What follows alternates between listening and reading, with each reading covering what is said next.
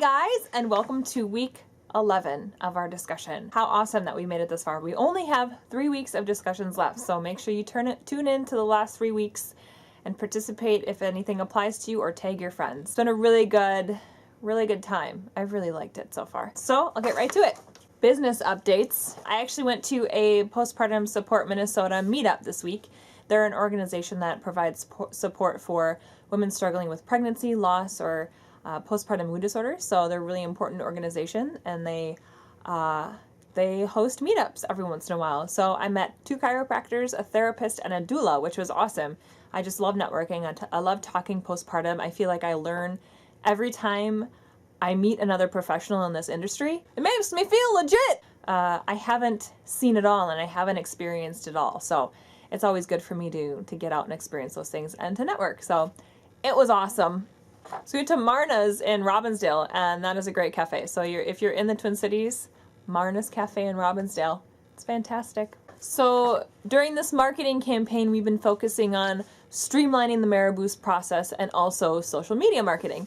And so we're still doing those things, but now we feel amped to make sales. And so we're kind of pushing the sales end of our company. And actually, I'm terrible at making sales, so help me out. If you guys know any pregnant women, if you have any friends who you know would benefit from more postpartum support, maybe someone you know had postpartum depression her last time, or maybe her family's not in town with her, send her our way. We would love to have more experience, we would love to meet more pregnant women, and we would love to help out in more ways. So this week we asked about the neonatal intensive care unit. Some babies have to go to the NICU after they're born, if they're born prematurely, or if they have any other health issues. So we were asking moms, was your baby in the NICU after they were born? And what kind of struggles did you have? What were the challenges? And how did people support you? My answer, no. We've been able to avoid it so far. We've had very uncomplicated pregnancies. We haven't had any premature babies, and for that we are so lucky and so blessed. And that's the reason I was so excited to hear your answers, to hear about what that experience was like. So we had a few women chime in, and one of the biggest challenges obviously was separation.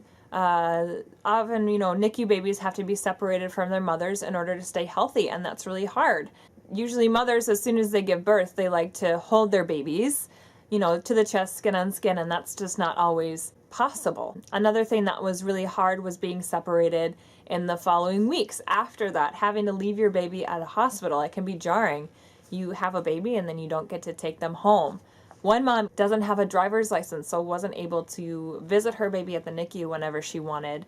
She also had a toddler at the time, so she would have to get rides to and from the hospital and in order to see her baby. So I'm sure that was really hard. One thing that helped was having partner support in those initial hours. If you just had a baby, you're not able to just get up and follow your kid to the NICU. And so if you are with your OB or your midwife and your partner is able to go with the baby, I think that's really reassuring for the mother, especially if the baby's with the NICU team and is able to do skin on skin.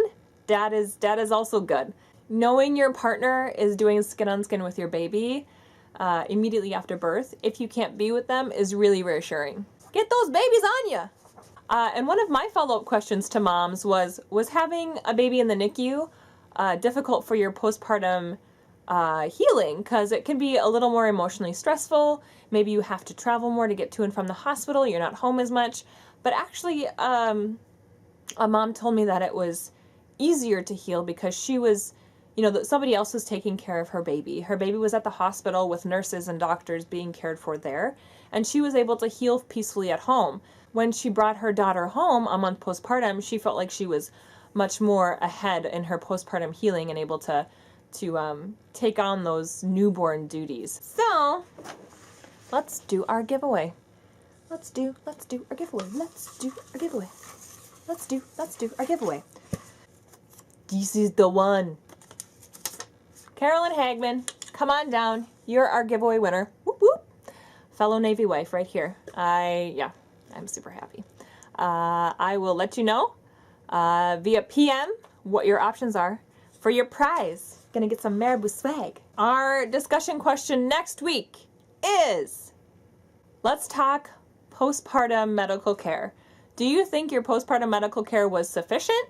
Is the 6-week postpartum visit enough? Or did you have a visiting nurse come to your home? And is there anything that you wish your doctor or midwife would have told you before discharging you from the hospital or birth center?